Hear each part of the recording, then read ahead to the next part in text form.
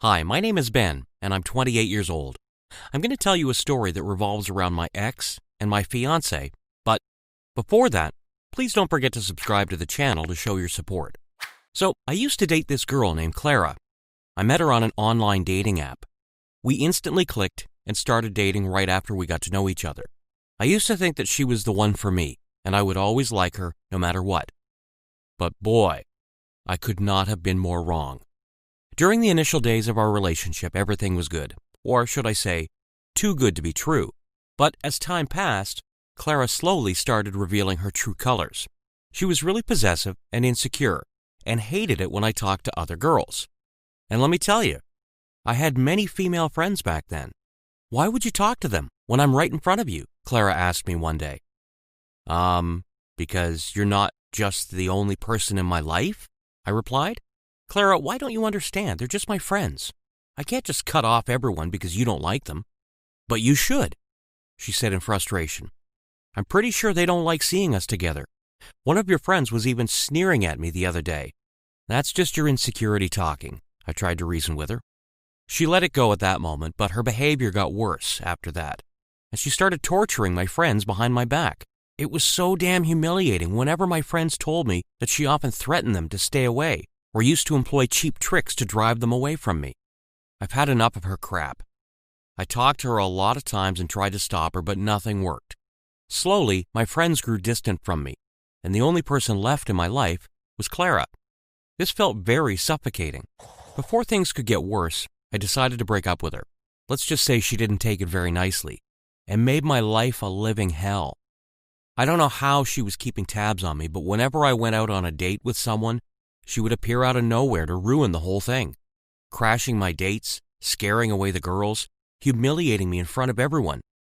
These things became a habit for her. It came to the point where I had to move away and change my number. Everything was peaceful after that. I got busy with my job and forgot all about Clara and the bad experience I had. 2 years later, I met Kelly. She was a new employee at my office and was assigned to my team. We had a lot of opportunities to hang out with each other after work. I started really liking her, and thankfully enough, she reciprocated my feelings. We started going out after a few weeks. Everything was going smoothly for me at this point. I left my past behind me, and I was doing great at my workplace, and Kelly was an amazing girlfriend. Soon enough, we got engaged, and introduced her to my parents too. Everyone she met used to develop an instant liking towards her. I felt so lucky to have her as my fiancé. One day, she told me that her sister was going to visit soon and wanted me to come and meet her. "Sure, why not?" I replied. "There's just a slight problem," she continued hesitantly. As you know already, that I still don't have a place of my own. I'm living with a friend. So would you be able to do me a favor and let my sister stay at your apartment?" "But I live alone," I pointed out. "It might be uncomfortable for your sister." "That's why I was thinking that I would come and stay with you for a few days too." And that's how it was decided that Kelly and her sister would be staying at my place for a few days. Sounds simple enough, right?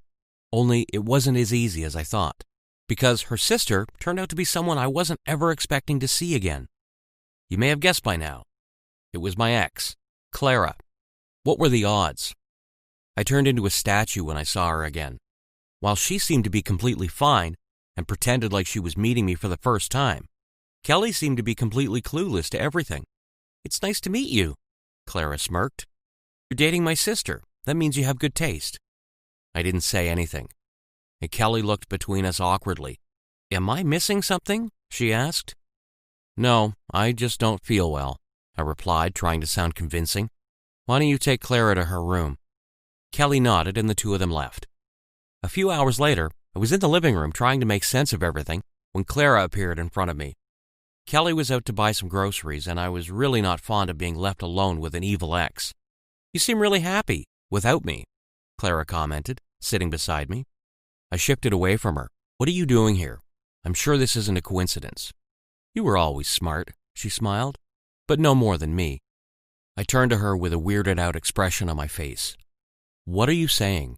Did you really think that moving houses, changing your number and all that would be enough to deter me?" She laughed. "You really underestimated me. I wasn't about to let you get away after ruining my life like that. I was just biding my time." It was official. She was nuts. What the hell did she do? I had a really bad feeling about this. Clara, what is your problem? Are you really that obsessed with me? I asked in disbelief. Why can't you understand that we're over? And I'm engaged to Kelly now, so please leave. Wow, you are really ungrateful, she mocked. If it wasn't for me, you would have never met Kelly, you know? My eyes widened. What? She shrugged. I was the one who told Kelly to move here and apply for a job at your company. What are you saying? I stood up in shock. Kelly knows about our past? Is this some sort of plan to drag me down? Clara gave me a cryptic smile. Oh, wouldn't you love to find out? Unfortunately, my lips are sealed. You can suspect Kelly or trust her. It's your call. Clara suddenly stopped talking and hugged me, taking me by surprise. I realized why she did that when I looked up to see Kelly standing in the doorway, watching us with her mouth agape. I immediately pushed Clara away. Kelly, this is not what it looks like. Your sister just... Kelly, I'm really sorry you had to find out like this, Clara intervened, grabbing my hand. But it is what it is. What the hell is going on? Kelly shrieked. I knew it. The two of you have been behaving strangely since the start. Ben, were you cheating on me with my sister? No, Kelly, listen to me. I rushed, walking towards her. This is a misunderstanding. Clara is my ex. Kelly made a face. What the? Why are you lying, Ben? Clara said innocently. And Kelly, you shouldn't be so surprised. Didn't I tell you about my boyfriend who's always surrounded by girls? I was talking about Ben. We kind of had an argument and weren't talking to each other, but I had no idea that he started dating you. I only got to know after I saw him today. I was asking him to tell you the truth, but then you came back and you know the rest. Wow, Ben, just wow, Kelly scoffed. I can't believe this. Out of all the people, it had to be my sister? Kelly, please, I pleaded. Why can't you trust me? Clara is clearly trying to break us up. She's my ex, nothing more. Don't blame Clara for telling the truth. Kelly shook her head. At least she has the decency to come clean. And look at you, still lying. I was actually doubtful that Kelly and Clara were together in a plan against me, but now I was sure that Kelly really had no idea. But to think that she would dismiss me so easily and just blindly believe the lies that Clara spouted. Fine, I finally said. You can choose to believe whatever you want. I'm done begging here. Kelly left my house that night itself, and Clara shamelessly stayed back. I didn't have the energy to argue with her, so I locked myself in my room. The next morning, she knocked at the door, asking me to come out and have breakfast. I ignored her. She came back again and again, and I ignored her every time. Finally, she gave up. A few hours later, I heard voices coming from the living room. I silently stepped outside and hid in a corner to see what was going on. Clara talking to an unfamiliar girl. Geez, how could she invite strangers to my house? I won't need your help anymore, she said to the girl. Kelly fell for my act. I quickly whipped out my phone and started recording the whole thing, making sure to stay out of sight and not make a sound. What? How? The girl asked Clara. Clara laughed. She's a little naive, and of course, she would believe me over anyone else. Family comes first, after all. She thinks that Ben was cheating with me and playing her the whole time. I feel really bad for her, but whatever. It's not like I told her to just go ahead and date my boyfriend. She brought this upon herself. But he wasn't your boyfriend, right? The girl asked in confusion. He is now, Clara replied. You can leave now. Everything has fallen into place. Wow. Just how delusional was she? I shook my head and went back inside my room. After thinking a lot, I sent the video to Kelly. Thankfully, she hadn't blocked me yet, but I did.